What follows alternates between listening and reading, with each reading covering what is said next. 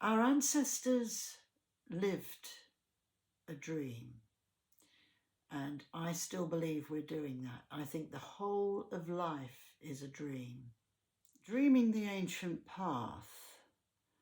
When I thought about the subject I'd chosen for some of the workshops I'm doing this year, I was thinking mostly about reconnecting with ancestors of long ago.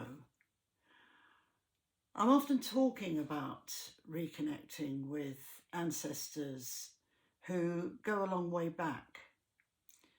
And when I say a long way back, I mean at least 2,000 years ago plus. And this is because when we're thinking of ancestors, we're thinking of people in the immediate past in our line. We're thinking of people who maybe we remember, such as grandparents, great-grandparents, and people who are connected to them. So that's a little bit further back. But when we're asked to think about 2,000 years ago, what do you mean? What are you talking about, man? What's going on? But the reason for my putting it this way is because I'm trying to reconnect with something of substance that has value. It's very difficult for us to reconnect with somebody in our past who knew all the ancient values, who practiced the ancient values.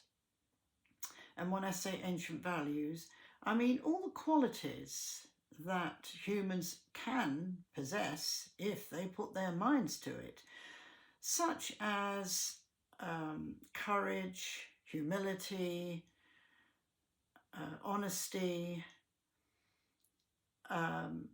just being able to be a normal human being. And we're often so full of fears and doubts and everything that throws us off kilter in our lives that we can't always reconnect with these values.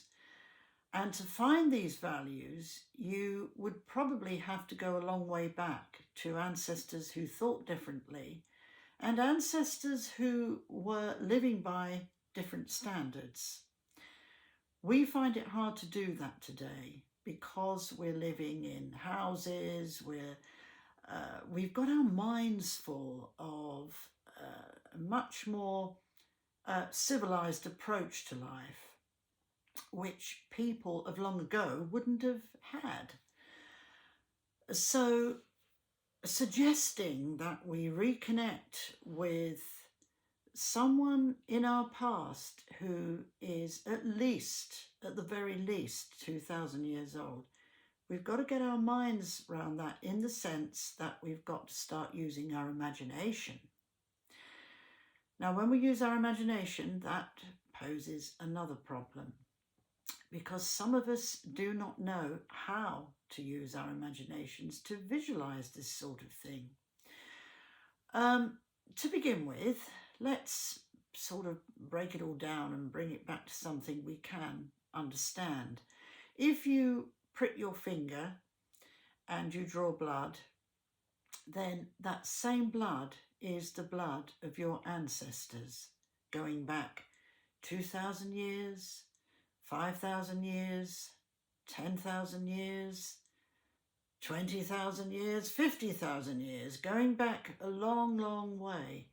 If those ancestors hadn't existed, you wouldn't be here today. You wouldn't be sitting there or standing there watching this video I'm giving, and I wouldn't be sitting here doing this video.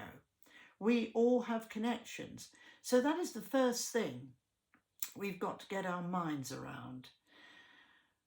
even though we don't know names and dates and where they lived and what they did and all this sort of thing, we can't always be honoured with discovering that. In fact, we won't be honoured with discovering that. Not if you go back that far. If you go back 5,000 years, you're unlikely to know who the people were you're related to. So that's why we have to call our imagination in. We've got to be a little bit creative about this. Also, the idea of knowing exactly who they were, how long they lived, where they lived. Now, when we're thinking about ancestry, if we were living, if you and I were living, let's say 5,000 years ago, right? Just even if you can't imagine what the earth and what everything was like 5,000 years ago, just bear that number in mind. If we were living 5,000 years ago and we were talking about ancestors 5,000 years before that, so we're talking 10,000 years ago from where we are now, but if we said 5,000 years ago, the ancestors in the past, for a start, we wouldn't be thinking about the number. I'm just plucking that number, 5,000 years and 10,000 years into the air. But my point is that about 5,000 years ago, if you talked about ancestors who came before you, you would not think of the names and the dates and where they lived in their hut, or what they were doing and what they did for a profession and who they were, blah, blah, blah. You wouldn't be thinking that. What you would be thinking of is what they passed on. If you're living in a hunter-gatherer tribe and you're talking about ancestors, then what's at the forefront of that is what these ancestors could pass on to you. That was the most important thing. You didn't think, oh, was his name Tom? Was her name Mary? That wouldn't have been the most important thing. It's what they pass on. So therefore, when you're thinking about ancestors today, you can actually think in the same way. And of course, this poses another problem, because half the time we don't know what the values are that we're supposed to be gleaning from them.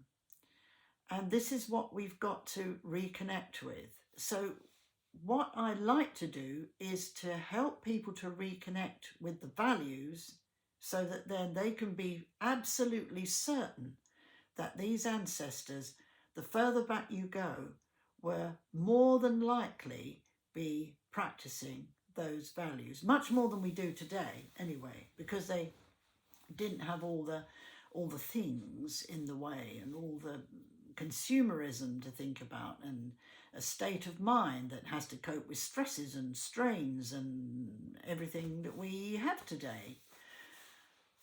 So what we're looking at then is going back and reconnecting with values. Now, where do we find those values? We find them within the seasons. And this is why I'm always banging on about primary organic thinking. Ta-da! You think, oh no, he's not going to talk about that again. But it's important. It's very important. So we could see that these ancestors of the past, of 10,000 years ago, shall we say, are made up of values.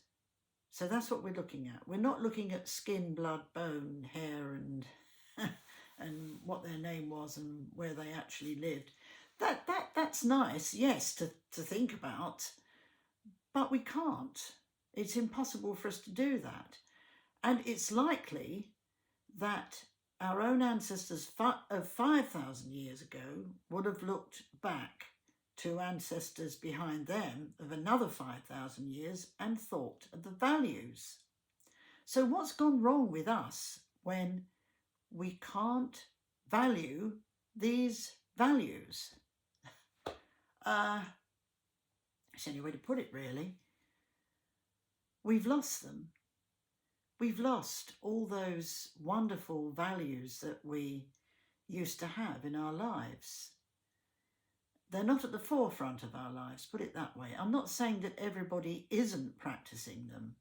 Of course I'm not. But it's something that we don't always think about first before we think about other things. Courage is a good example. We're not taught to be courageous anymore. Our young men are not taught to develop ideas around getting to grips with something that means they've got to have courage. That's not something we do today. We don't send people out there to actually do this sort of thing. And that's where the rituals used to come in. Initiations, that's where they used to come in, helping us to have courage so that we can tackle life. We can make life work for us.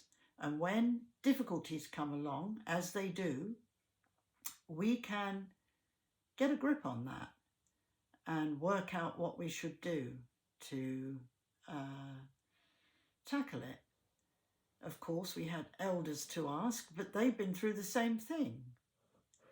And if we are looking at these values and we try to introduce them into our lives, the best place to find them is within the natural world. If you look at the seasons, spring, summer, autumn, winter, if you look at the seasons, you will find that those values are held there. They're held in the buds of trees when they're coming to life. The values are held in the leaves that fall from the trees in the autumn or fall. They're held in a snowflake. They're held in the dawn and the dusk, because there we have change. There we have light turning to darkness, or darkness turning to light. And these represent things that we have in our lives that we don't always want, but come to us they will. We don't always want to step into the darkness when we've had a really nice time. That's the light and the darkness. That's what that symbolises. We don't always want to think of letting something go, which is given to us each autumn or fall when a leaf drops from a tree. That's letting go. We don't always want to be left out in the cold. And when a snowflake falls, that is cold, and we have to accept that. When the sun shines hot, we have to accept that. We don't have to sit out in it, but we have to accept it. And within that is fire, is heat, is all the things that can give us clues to these values. The sun, the moon, the stars, the earth, the rain, the wind, the clouds, the mist, all these things that the natural world gives us contain values, and we've got to start looking for them if we want to understand what our ancestors in the deeper past are all about. We've got to dream it. We've got to understand what substance the dream contains, and that means your imagination has to come into play.